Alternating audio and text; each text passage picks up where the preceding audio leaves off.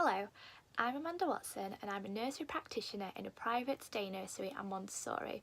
I have a foundation degree in early childhood development and learning in practice and are completing a top-up to obtain a full degree in early childhood studies. Professionalism in the early years is perceived differently depending on the person who is asked. Brem deliberated as professionalism is multifaceted, it means it can be quite difficult to define. Liddell discussed that those in the early years workforce merely need to be kind of nature, patient and competent at handing out plastic bricks. Many others like Liddell believe the sector is not as professional as teaching or many other professions, leaving those who work in early years to explain their professional status and the requirements of the profession. The requirements vary depending on the ethos and the status of the setting, such as whether it is a school nursery, you're in a childminder's or a private day nursery. The requirements in the setting in which I work, a private day nursery in Montessori, are outlined in the mission statement. Little people, big futures, providing high quality childcare in a loving, high quality environment. The setting prides itself on its ethos and includes key facts for parents, stating the setting is forward-thinking with highly committed and enthusiastic teachers, whilst also following a Montessori philosophy. The nursery owner uses the term teachers for all educators in the setting, whether they are qualified teachers or not. This is due to the Montessori philosophy of the setting. The setting I work in constantly supports practitioners to access continued professional development through training courses, in-house training and online courses. Many of these trainings are refreshers on previously attended training to remain up to date, and some are brand new training to support child development, such as a recent Risk and Challenge course. Many of the training courses are free, in-house training, online or out of work hours to cut costs due to the lack of funding available for practitioners to attend training courses.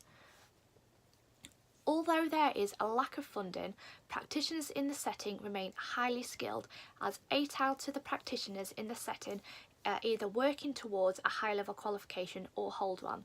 This means that half of our workforce are classed as highly skilled.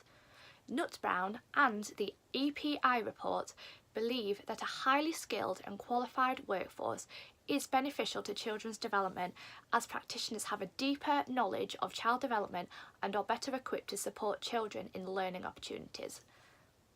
An example of this from the setting would be with the recent in-house training we had on sustained shared thinking.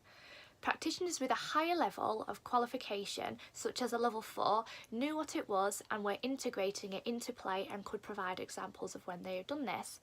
The level 3 practitioners were unsure on what it was, and although once explained they believed they did do this, they wasn't 100% sure on how to integrate it effectively.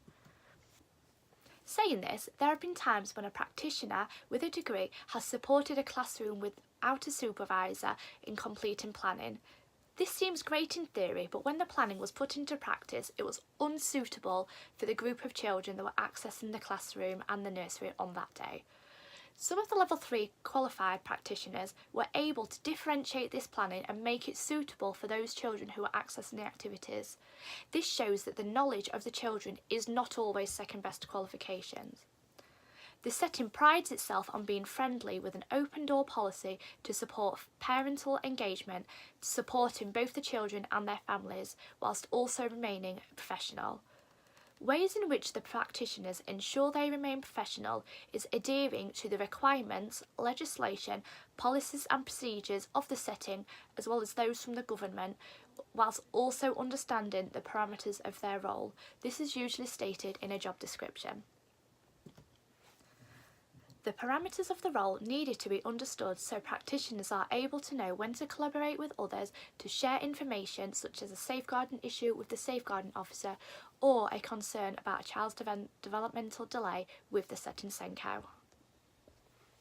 A deep understanding of child development is vital to early years practitioners to ensure they are supporting children to achieve and thrive in the setting, and developmental delays can be identified as soon as possible and are able to be rectified.